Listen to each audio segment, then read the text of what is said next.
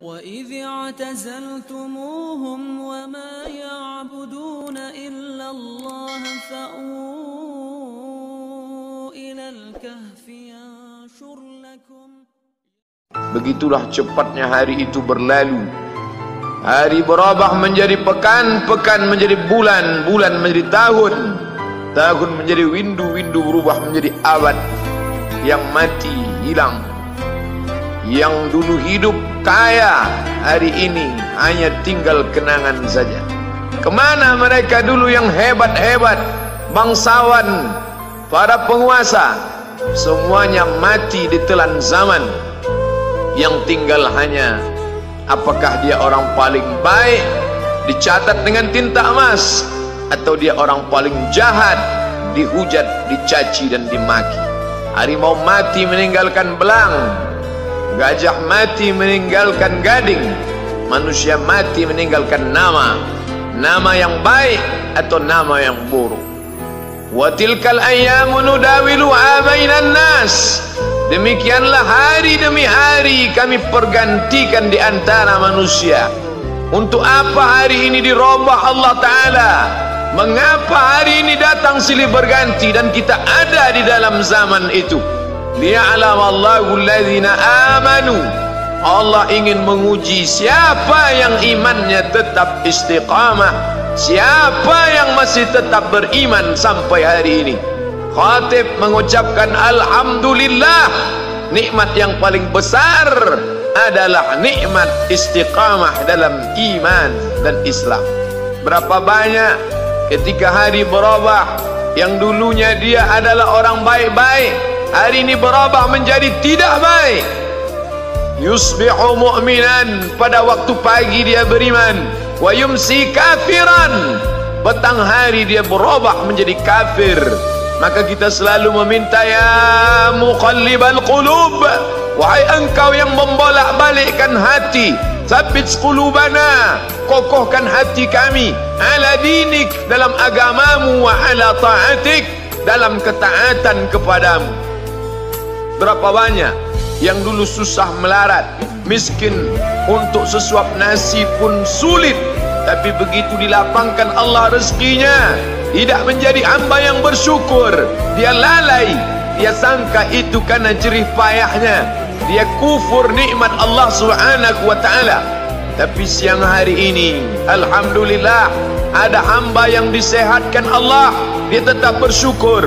Ada hamba yang ditingkatkan Allah rezekinya, dia tetap bersyukur. Ada hamba yang dinaikkan Allah kuasanya, dia tetap bersyukur. La in syakartum, kalau kamu syukuri nikmat itu, la azidannakum, pasti akan kutambah. Wala in kafartum, tapi ingat, kalau kamu kufur, kamu ingkar, inna azabi lasyadid, azabku amat sangat hebat, amat sangat dahsyat, amat sangat mengerikan. Berapa banyak orang di masa lalu mati dalam azab Allah Subhanahu wa ta'ala. Tapi itulah manusia, diambil dari kata nasya, lupa. Dia tidak pernah ingat apa yang pernah ditimpakan Allah kepada kaum-kaum sebelumnya. Wa ila samud akhahum salihah, kepada kaum Samud diutus Nabi Saleh. Mana mereka sekarang? Punah, musnah, tidak ada lagi di atas muka bumi Allah. Wa ila Madyan akhahum Syuaiba, kepada kaum Madian diutus Nabi Syuaib. Mana mereka sekarang? Punah, musnah, tidak ada jejaknya di atas muka bumi. Wa ila Adin akhahum Huda, kepada kaum Ad diutus Nabi Hud. Tidak satu pun ada di atas muka bumi, tapi orang tetap juga angkuh dan sombong. Memang itulah manusia yang berada di atas muka bumi Allah Subhanahu wa ta'ala. Maka orang-orang yang baik tidak pernah berhenti mengajak kepada kebaikan. Umat ini dikatakan baik bukan karena banyak ibadahnya. Umat ini dikatakan baik bukan karena dia pergi bolak-balik ke kota Makkah Al-Mukarramah untuk haji dan umrah. Allah puji umat ini, kuntum khaira ummah, kalian umat terbaik. Kapan? Bila umat ini disebut umat terbaik? Ta'muruna bil ma'ruf, ketika engkau sanggup mengingatkan saudaramu dalam kebaikan. Pagi ingatkan tentang siang, siang ingatkan tentang petang, petang ingatkan tentang malam, malam ingatkan bahwa esok pagi kita tetap berbuat baik. Wa tanhauna 'anil munkar, larang mereka dari perbuatan mungkar. Maka hari-hari yang sudah kita lewati di masa yang lalu, sanggupkah akan pulang kembali? Pepatah Arab mengatakan lan tarji'al ayyamul lati madat, yang lalu tak dapat terulang kembali. Apakah semua itu berlalu begitu saja? Tidak ada yang percuma, tidak ada yang gratis, tidak ada yang sia-sia. Semua akan diminta pertanggungjawaban di hadapan Allah Subhanahu wa ta'ala. Sejak kita tegak di atas muka bumi ini, sejak kita diberikan nafas, diberikan hidup, diberikan nyawa, maka sejak itu kita ditanya, apa khalaqnakum abatha? Apakah kalian kami ciptakan sia-sia? Apakah kami sangka? Apakah kamu semua menduga bahwa kami menciptakan kamu lalu kamu tidak akan kembali menghadap kami? Semua akan diminta pertanggungjawaban di hadapan Allah Subhanahu wa ta'ala.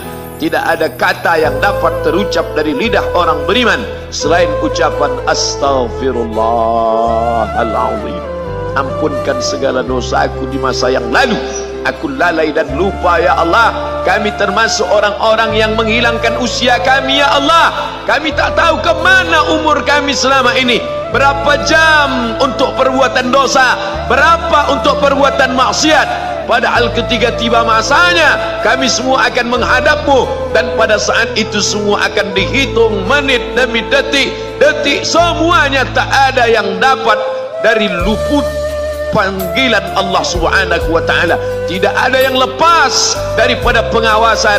Inna alaikum lahafizin, bersama kamu ada malaikat hafazah kiraman mulia katibin, mencatat. Ya'lamuna ma taf'alun, dia tahu semua yang kamu lakukan. Betapa waktu-waktu yang lalu itu tak dapat kita tebus dengan apapun selain kita perbaiki di masa yang akan datang. Tingkatkan kualitas salat berjamaah, tingkatkan membaca Al-Quran. Andai usia kita sudah lanjut, tak dapat kita jemput, maka kita didik anak cucu generasi akan datang menjadi generasi yang Qurani dan Islami. Sab'atun yudhilluhumullah, ada 7 di antara yang dapat naungan Allah. Yauma la dhilla illa dhilluh, hari itu tidak ada naungan kecuali naungan Allah Subhanahu wa ta'ala. Di antara yang mendapat naungan itu adalah syabun, anak muda, nasya'at fi ibadatillah, anak muda yang tumbuh beribadah kepada Allah Subhanahu wa ta'ala. Andai masa muda kita penuh dosa, andai masa muda kita penuh narkoba, andai masa muda kita penuh zina, wal iyadzu billah wa na'udzu billah, jangan sangka Allah tutup pintu taubat. Innallaha la yaghfiru ayyushraka bihi, Allah tak terima taubat orang yang mempersekutukannya. Wa yaghfiru ma duna dzalika liman yasha, tapi taubat selain itu diterima, dibukakan Allah Ta'ala. Mari perbaiki anak menantu, cucu, kawan, sahabat, andai talat, ajak ke jalan Allah Subhanahu wa ta'ala. Itulah salah satu memperbaiki yang masa lalu, kita perbaiki di masa yang akan datang. Di antara tujuan Allah mengapa dia buat kita masih hidup di akhir tahun ini, ya'lamallahu allazina amanu, Allah menguji siapa yang masih tetap dalam istiqamah iman dan Islam. Tujuan kedua, mengapa Allah buat kita hidup sampai hari ini? Wa yattakhidha minkum syuhada, wa yattakhidha minkum syuhada, Allah ingin melihat siapa di antara kita ini yang layak untuk menjadi syuhada. Iskariman, hidup mulia, au mutsyahidan, atau mati syahid. Pilihan orang Islam tidak banyak. Kalau hidup, hidup mulia. Kalau mati, mati syahid. Jangan hidup hina, mati terlunta-lunta, tidak diterima Allah Subhanahu wa ta'ala. Hidup mulia atau mati syahid dipersaksikan oleh para malaikat. Man kharaja fi talabil ilmi, siapa yang keluar rumah dengan niat menuntut ilmu, fahuwa fi sabilillah, maka dia seperti orang yang berjihad fi sabilillah, yang jauh meninggalkan kampung halaman, menuntut ilmu di perantauan. Jangan kau sangka engkau anak yang terbuang, engkau adalah seorang syahid. Andai mati dalam perjalanan, maka matimu adalah seorang yang mati syahid. Mencari rezeki yang halal, meninggalkan anak dan istri demi untuk memberikan nafkah, menjaga diri dari riba, menjaga diri dari haram, menjaga diri dari syubhat. Ditinggalkan anak yang masih kecil, istri yang memerlukan kasih sayang. Ku tinggalkan kalian bukan karena hawa nafsu, tapi ingin mencari yang halal. Tetesan air mata, penuh keringat dan kerinduan, munajat di tengah malam, dibayar Allah Ta'ala dengan tetesan darah seorang syahid.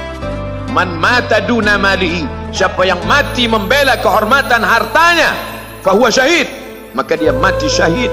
Betapa seorang yang susah melarat hanya untuk menjaga diri dari yang haram dan syubhat, Allah muliakan dia. Inna akramakum indallah, yang paling mulia di antara kamu di sisi Allah, atqakum, yang paling takut kepada Allah. Ramai kita di rumah Allah ini, yang paling kaya kah yang paling mulia? Tidak. Yang paling ganteng dan paling hebat kuasanya kah yang paling mulia? Bukan. Yang paling berilmu, buya, kiai, ulama, apakah dia yang paling mulia? Tidak ada jaminan.